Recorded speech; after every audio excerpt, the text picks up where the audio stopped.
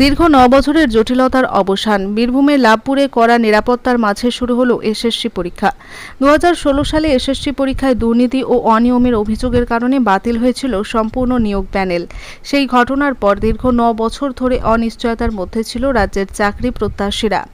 অবশেষে সুপ্রিম কোর্টের নির্দেশে ফের রাজ্যে শুরু হলো বহু প্রতীক্ষিত এসএসসি পরীক্ষা। শনিবার সকাল থেকেই বীরভূমের লাভপুর শম্ভুনাথ কলেজে নবম ও দশম শ্রেণীর শিক্ষক নিয়োগ পরীক্ষা ঘিরে দেখা গেল উৎসাহ এবং বাড়তি সতর্কতা। লাভপুর শম্ভুনাথ কলেজে মোট পরীক্ষার্থীর সংখ্যা ৯৯৮ জন। এর মধ্যে পুরুষ পরীক্ষার্থী ৪৮০ জন এবং মহিলা পরীক্ষার্থী ৫১৮ জন। সকাল থেকেই পরীক্ষার্থীরা কলেজ চত্বরে ভিড় জমাতে শুরু করেন। পরীক্ষার সুষ্ঠু পরিবেশ বজায় রাখতে কলেজ প্রাঙ্গণ ও আশেপাশের এলাকা জুড়ে কড়া নিরাপত্তা ব্যবস্থা গ্রহণ করেছে জেলা পুলিশ। অতিরিক্ত পুলিশকর্মী মোতায়েন করা হয়েছে যাতে কোনোরূপ অনিয়ম বা অশান্তি না ঘটে। এদিকে এসএসসি কর্তৃপক্ষ ইতিমধ্যেই ১৮০৬ জন অযোগ্য প্রার্থীর তালিকা প্রকাশ করেছে। সেই তালিকায় থাকা ২ জন পরীক্ষার্থীর কেন্দ্র পড়েছিল লাভপুর শম্ভুনাথ কলেজে। সুপ্রিম কোর্টের নির্দেশ মেনে তাদের পরীক্ষা দেওয়ার সুযোগ দেওয়া হয়নি।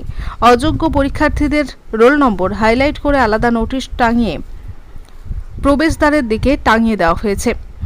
দীর্ঘদিনের জটিলতা পেরিয়ে এই পরীক্ষা ঘিরে পরীক্ষার্থীদের মধ্যে যেমন রয়েছে একরাশ তেমন প্রশাসনও সর্বোচ্চ সতর্কতার সঙ্গে গোটা পরিস্থিতি সামলাচ্ছে।